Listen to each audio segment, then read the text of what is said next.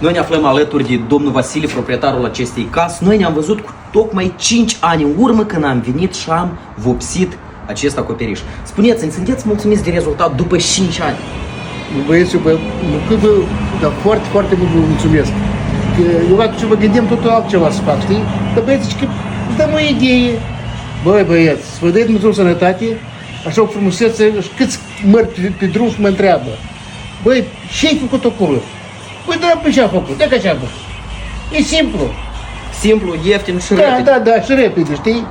Dacă scoți acoperiș tot asta, pe asta e mama mia cât costă, știi? Corect. Asta de și realiști. E o variantă de buget asta.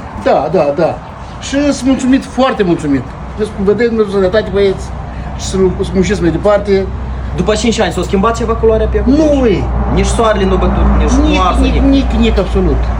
Deci, mulți chiar când am întrebat o doamnă, știi, că păi, dar păi, câte ori mă plice, dar eu n-am înțeles, ce ai făcut acolo? Păi, dar de atâta timp, că nu și-a schimbat culoarea, băi. Așa și ești, cum așa a fost, într-adevăr așa a fost, știi?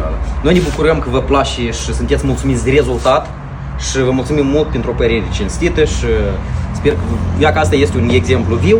5 ani de zile, culoarea că nu s-a schimbat, ține. Așa că numărul este în descriere, sunați și noi venim.